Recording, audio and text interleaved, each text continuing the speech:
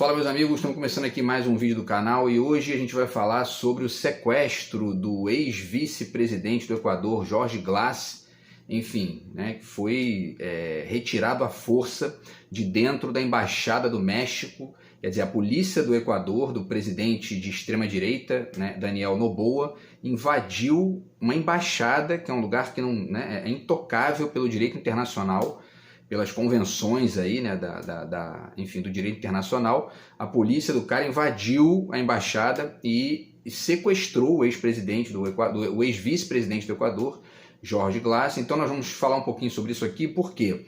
Porque isso explica, né, esse caso do Equador é mais uma forma da gente ponderar as diferenças aí entre direita e esquerda na América Latina, de maneira específica, tá? Então vamos falar um pouquinho sobre isso no vídeo de hoje, certo?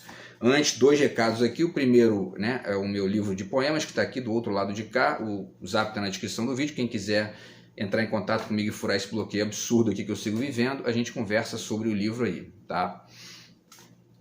E o segundo é, enfim, uma nota triste aí, né, que foi o falecimento do Ziraldo, né? O Ziraldo faleceu aos 91 anos, né, ontem.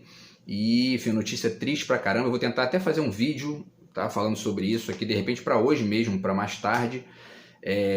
Enfim, então, sentimentos aí à família do Ziraldo. Eu na verdade entrevistei o irmão do Ziraldo na época do Pasquim 21. Eu tenho vários aqui, né, Pasquim 21, perdi alguns aí, mas tenho ainda alguns aqui, que foi um jornal muito interessante que ele fez, reeditando o Pasquim da ditadura, né, na época ali da primeira eleição do Lula, tá? Então, enfim, vou falar um pouquinho sobre isso também, se eu fizer o vídeo aqui. E tem também aqui, né, essa revista aqui que eu tenho do Menino Maluquinho, tenho várias aqui, tá? Que, enfim, foi uma das coisas aí que me ajudou a formar o leitor que eu sou. Então, agradeço aí ao Ziraldo por tudo que ele fez e por ter contribuído também aí para, enfim, para o meu processo de evolução na leitura, tá? E, além disso, vale citar também essa revista muito legal que ele fez também, chamada Bundas, certo? E isso aqui é muito interessante porque o slogan dessa revista era: quem mostra a bunda em caras, não mostra a cara em bundas. Ele estava tava dando uma debochada nos fofoqueiros, né? E, enfim, isso é louvável, tá? Então vou tentar fazer um vídeo sobre isso aí para poder, enfim, falar um pouco sobre o Ziraldo, sobre a minha conexão aí com a literatura dele, com os quadrinhos também. Enfim, pessoal, então vamos falar então aqui sobre o caso do ex-vice-presidente do Equador, tá? Então é o seguinte, ó, antes de mais nada, como diria o Michel Melamed, antes de mais nada, tudo, né? Então vamos lá. Essa questão tá aqui, né? A polícia do Equador invade embaixada para prender opositor do governo. O que isso pode nos ensinar? Porque, né, como eu trabalho aqui com filosofia, dentre outras coisas, é importante a gente pegar a notícia e tentar fazer uma reflexão para ver o que isso pode ensinar para a gente, não só sobre a questão do Equador, mas em relação à questão do próprio Brasil, tá? Isso pode demonstrar, por exemplo, né, o quanto a geopolítica da América Latina é bizarramente engessada pelos Estados Unidos e pela direita local, que faz esse papel subserviente aí.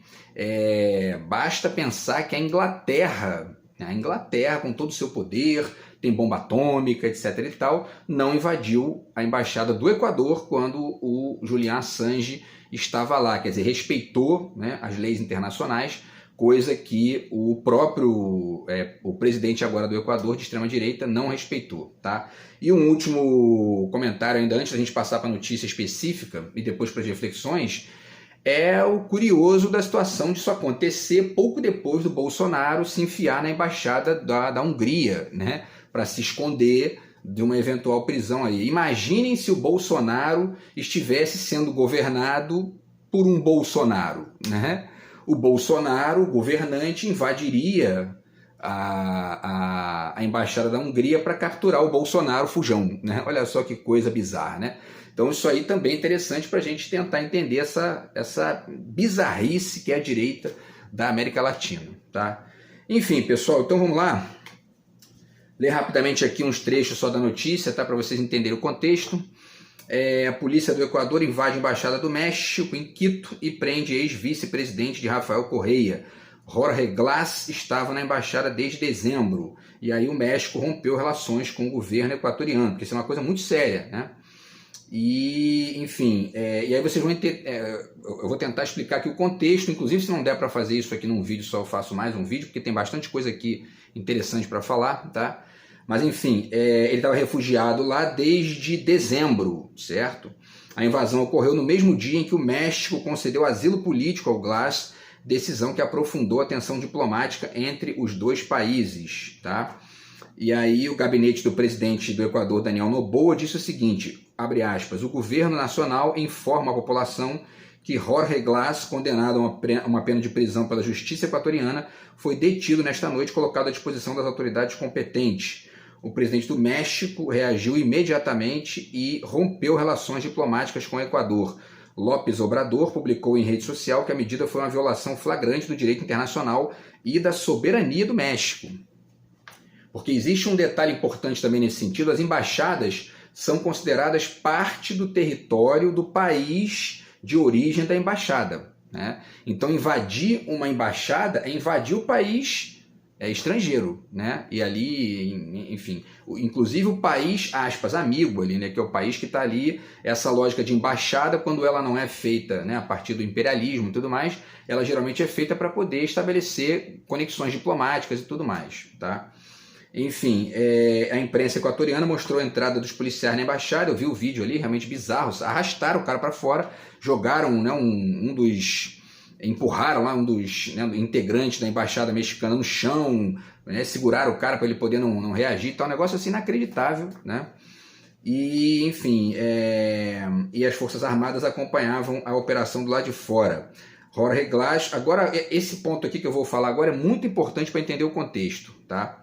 O Jorge Glass foi alvo de uma condenação a 6 anos de prisão por corrupção em um caso que envolve a Odebrecht e a Lava Jato brasileira.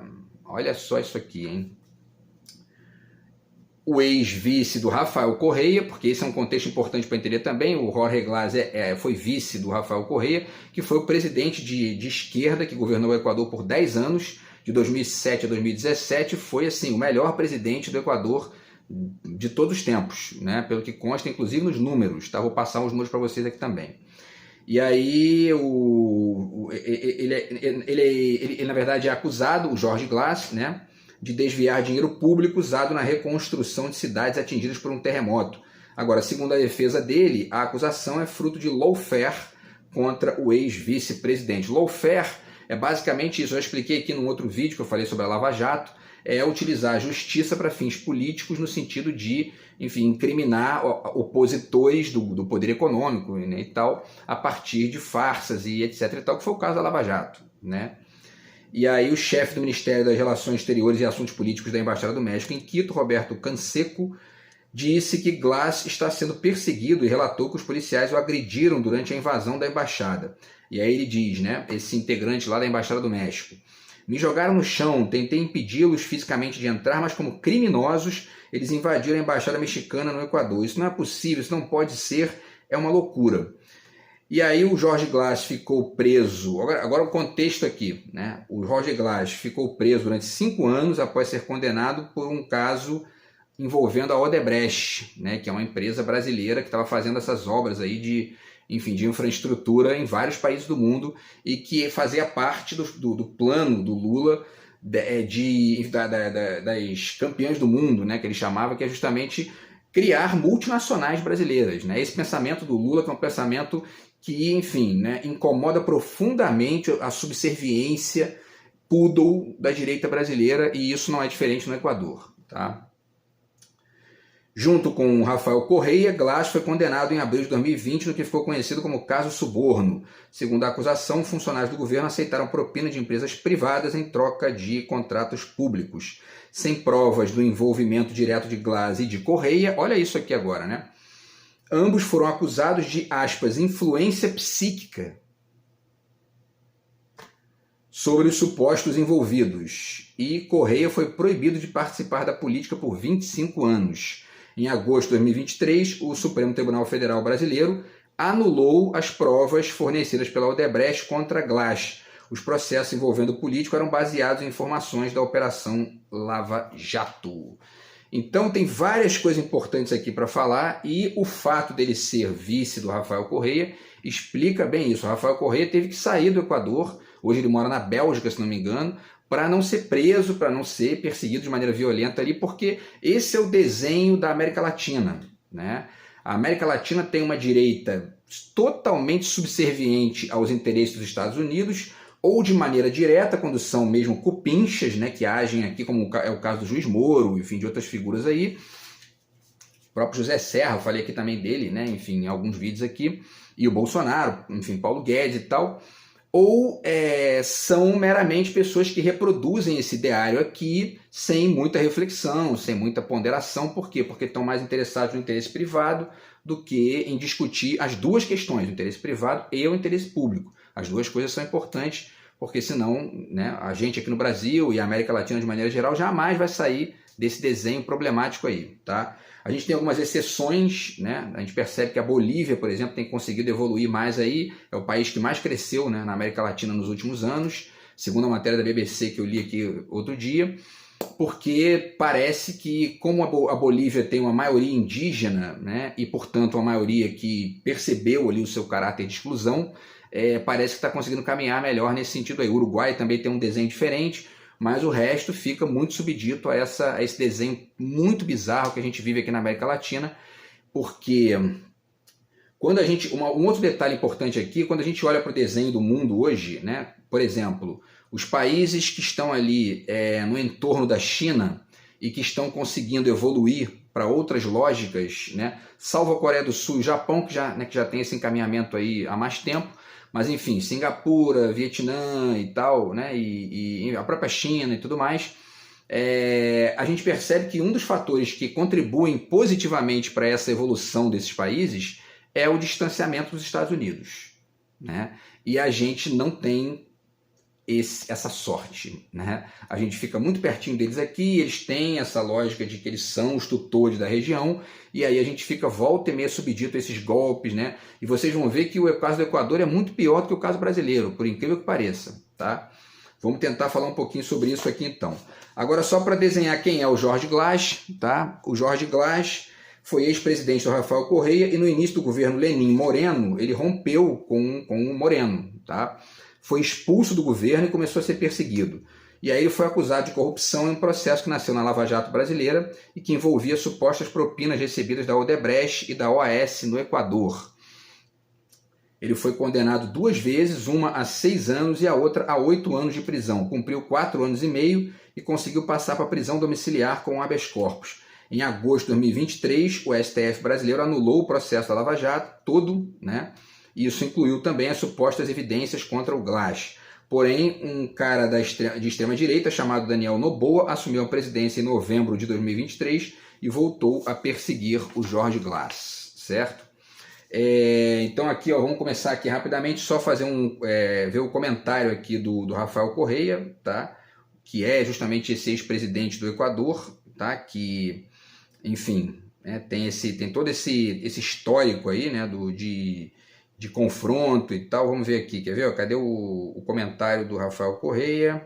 Tá aqui, né? Então, o Rafael Correia comentou essa prisão do Jorge Glass, né? Ele disse: o que o governo de Noboa fez não tem precedente na história latino-americana, tá? E aí ele continua dizendo: nem nas piores ditaduras a embaixada de um país foi violada. Não vivemos num estado de direito no Equador, né? Mas num estado de barbárie, com um homem improvisado que confunde a pátria com uma das suas plantações de banana. Ele está fazendo referência ao pai do Noboa, né, que é o Álvaro Noboa, que é um milionário do setor de exportação de bananas, né? Então, quer dizer, e aí isso também tem um aspecto bizarro dessa história toda, porque, pelo que eu li aqui em alguns comentários, nitidamente o pobre de direita do Equador volta e meia elege milionários, banqueiros que só se interessam pelo interesse privado, dos Estados Unidos, etc., né? Então, eu já fiz vídeos aqui falando sobre o pobre de direita brasileiro, tem o pobre de direita do Equador, que é basicamente a mesma coisa, infelizmente, né? E aí, para finalizar, o Rafael Correia finaliza aqui dizendo o seguinte: responsabilizamos Daniel Noboa pela segurança e integridade física e psicológica do ex-vice-presidente Jorge Glass, Ao México, seu povo e seu governo, nossas desculpas e eterna admiração até a vitória sempre. E em outra postagem, o Rafael Correa chamou o governo de Noboa de imoral e ignorante, tá? Então, pessoal, vamos tentar entender isso aí, tá? Tem um link aqui que eu vou deixar para vocês, que eles ponderam que existem 5 pontos que explicam a crise no Equador. É um texto de Eduardo Berderro, do Assi Digital, tá? Então, os 5 pontos seriam o seguinte: aumento da violência. Só um parêntese, ele lista 5 pontos aqui, mas não faz uma contextualização histórica e política. Ele só desenha o que está acontecendo lá agora, tá? Mas é fundamental entender as diferenças do que está acontecendo agora para o governo do Rafael Correa, porque aí você compreende, né, o tamanho do buraco lá, certo? Então, primeiro é o aumento da violência envolvendo o narcotráfico. Em 2021, o país teve 2.100 homicídios, isso foi aumentando. Em 2023, 2 anos depois, passou de 2.100 para 7.600 assassinatos. Quer dizer, um aumento de mais de 250% nessa violência estrita, né? Aumento da pobreza, certo? Então, em 2023, né, a população estava, né, o Equador tinha 27% da população na pobreza e mais 11% na pobreza extrema. Isso dá mais ou menos 38%, mais de 1/3 do país envolvido aí com pobreza e pobreza extrema, né? E aí no campo, nas áreas rurais, esse valor aumenta ainda mais, tá? Nas áreas rurais do Equador, a pobreza chega a 46% e a extrema pobreza 22,6%. Ou seja, 68% da população do campo está na pobreza ou na extrema pobreza, né? Isso dá quase 2/3 do país, né? Um negócio assim impressionante. Aí o terceiro ponto é a fuga de líderes criminosos. 2 líderes do narcotráfico fugiram da prisão em janeiro, Adolfo Macias Aguilar no dia 7 de janeiro e Fabrício Colom Pico no dia 9 de janeiro, né? 2 dias. Depois disso, tá? E aí é o quarto, né? É o quarto ponto que ele pondera aqui, o presidente Daniel Noboa declarou estado de exceção. E aí os bandidos reagiram, sequestraram policiais, invadiram um canal de televisão. Apareceu aqui, né, enfim, os vídeos aqui no YouTube, no Instagram, os caras invadindo lá um canal de televisão na cidade de Guayaquil, né? E controlaram lá, passaram a controlar o canal. E aí o Noboa então mudou o estado de exceção para um estado de conflito armado interno, ou seja, forças armadas contra o crime organizado e, enfim, contra o terrorismo, certo? Que mais aqui, né? E contra organizações terroristas. E por último, o apelo à conferência episcopal, que ele diz que a igreja, né, isso aí é um fato ali que ele está narrando, que a igreja veio pedir calma e tudo mais, blá blá blá, só que, né, nesses casos aí a igreja não resolve nada, quem resolve é a política, porque a igreja entra mais ou menos ali para poder passar pano quente ou até para apoiar os ditadores, certo?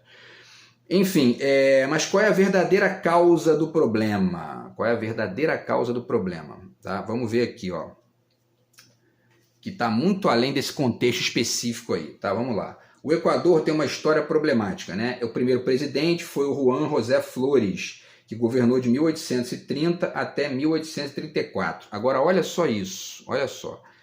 O Equador teve até hoje 56 presidentes, certo? Quase todos de direita, quase todos de direita. E nos entremeios, o Equador já teve 18 ditaduras civis ou militares, todas de direita, certo? E aí o print aqui, ó. Olha isso aqui, vamos lá, tá? Vou deixar o link para vocês aí. Até 1947, a maioria dos presidentes constitucionais da República chegou ao poder por meio de golpes de Estado, exercendo um poder ditatorial que seria legitimado através da implementação de novas constituições, de modo que a governança e estabilidade dos presidentes eram geralmente fracas, o que é por isso que tem havido muitos presidentes e presidentes interinos. Houve 2 ditaduras militares recentes no país, 63 a 66 e 72 a 79, mais ou menos no mesmo período que a brasileira, né? Antes da democracia retornar com a eleição de Jaime Aguilera. De 96 a 2005, 3 presidentes constitucionais foram derrubados. Abdallah Bucaram, Ramil Marruad e Lúcio Gutierrez. E aí o governo de esquerda do Rafael Correa, 2007 a 2017, foi o mais estável da história nacional, podendo permanecer no poder constitucionalmente, sem interrupções, por 10 anos e 4 meses. Tá?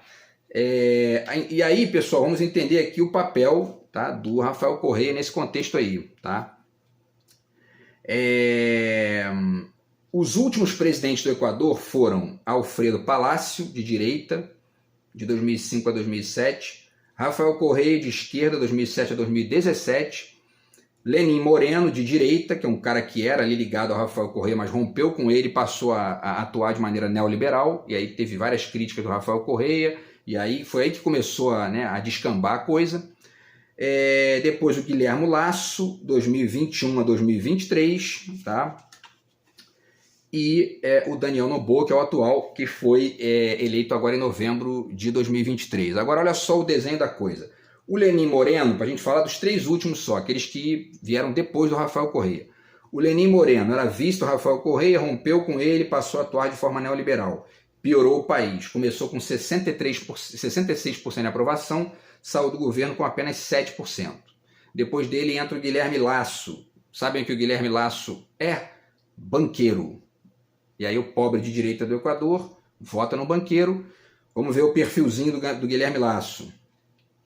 Membro da Opus Dei, que é uma instituição da Igreja Católica, defensor do livre mercado, aboliu o imposto sobre a remessa de dinheiro e investimento para o Equador, coisa que os Estados Unidos jamais vai fazer, né?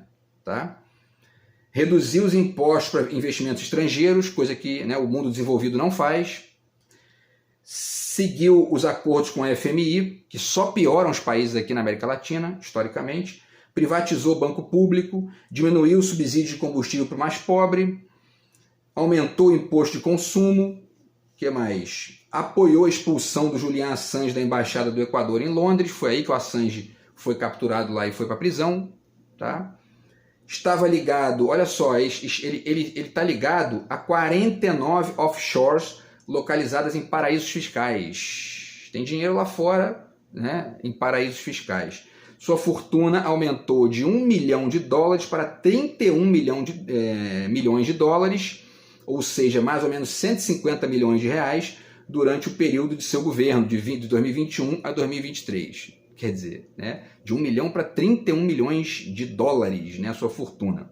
E aí, por último, esse cara que está agora lá, o Daniel Noboa, ele nasceu em Miami, tá? Estudou administração de negócios e administração pública nos Estados Unidos e tem 2 empresas offshore no Panamá, em paraíso fiscal também. Tá? E aí agora vamos voltar para o Rafael Correa. Tá? Se não der tempo aqui eu faço 2 vídeos para poder completar essa explicação aí. Mas a gente voltando para o Rafael Correa, a gente começa a compreender o desenho dessa história toda aí. Tá? Rapidamente aqui, um resumo do Rafael Correa.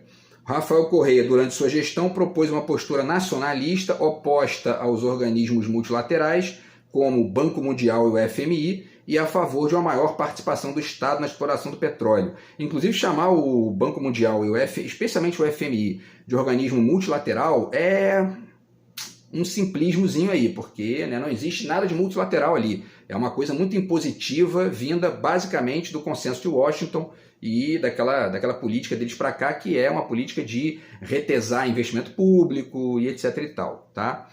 No início de setembro de 2006 aparecia em terceira... bom, isso aqui já é outra questão, né? E aí, para finalizar, olha só os dados do governo do Rafael Correa.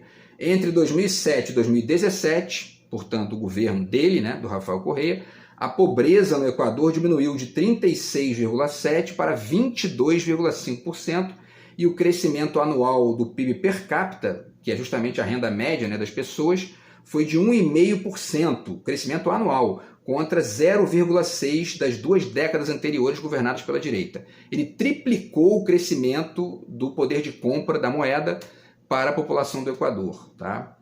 Ao mesmo tempo, as desigualdades medidas pelo índice Gini diminuíram de 0,55 para 0,47. Ele diminuiu a desigualdade econômica do país também. Em 2019, ele participou da fundação do Grupo de Puebla, que é outra questão aqui. Tá?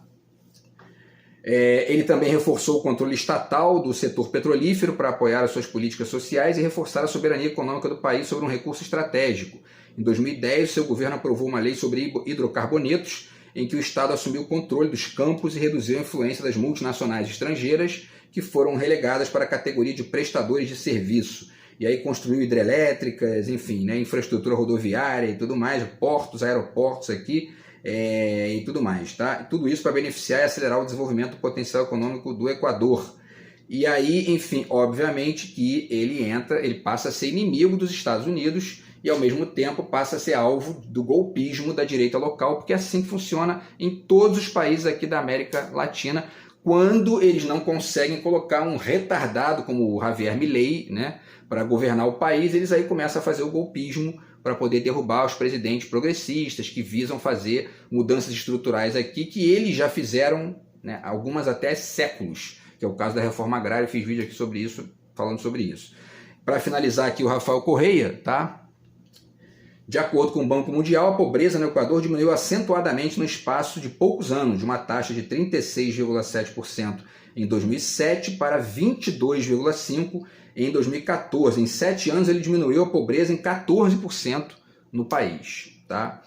O desemprego permanece baixo e tudo mais, e aí a desigualdade, já repete aqui a questão da desigualdade do índice Gini, né? E aí, pessoal, existe mais um detalhe aqui que tem a conexão do Rafael Correia com a Auditoria Cidadã da Dívida, tá? Da Maria Lúcia Fatorelli. Então, como está chegando no final do vídeo, eu vou deixar para fazer essa reflexão no próximo vídeo, tá? Falando sobre a conexão do Rafael Correia com a Auditoria Cidadã da Dívida e as melhorias que isso foi gerando no país naquele período ali do Rafael Correia e que explicam de maneira muito significativa, muito efetiva, essa perseguição que foi feita a ele, teve que sair do país, tá? E também ao Jorge Glass, né? Que agora está aí de novo preso, enfim, sequestrado na embaixada de um país estrangeiro ali dentro do Equador. Quer dizer, um crime bizarro. Nem a Inglaterra fez isso, né? Com todo o poder que eles têm lá, o poder bélico, tem bomba atômica, não invadiram a embaixada do Equador, que é um país, né, muito mais, enfim, muito mais pobre ali, muito menos poderoso. Quer dizer, para se ver o nível dessa extrema-direita que a gente está aturando aqui, e o nível da direita, né? Porque isso, na verdade, não, esse ponto específico, golpe e tudo mais, isso não tem tanta diferença, tá? Da direita, extrema-direita. Os dois são grupos golpistas historicamente aqui na América Latina, tá? E o Brasil e o Equador são exemplos disso aí, tá? Então, para finalizar, pessoal, essas duas dicas aqui, mais uma vez esse livro do Noam Chomsky, O Lucro às Pessoas, porque explica bem aqui o desenho desse neoliberalismo que a gente tem que ficar aturando aqui na América Latina, e não é diferente com o Equador, tá? E esse livro aqui do Ha-Joon Chang, ele fala de 23 coisas que não nos contaram sobre o capitalismo, dentre elas a importância do Estado na economia, né, o fato de que o livre mercado não resolve tudo e toda essa basófia que a gente tem que aturar aqui da direita latino-americana, tá bom? Então amanhã eu finalizo essa reflexão aí sobre a questão do Equador e vou tentar fazer um vídeo aqui para mais tarde, hoje aqui no dia de hoje, para falar sobre o falecimento do Ziraldo, tá bom? Então é isso, pessoal, grande abraço aí, tamo junto, fui.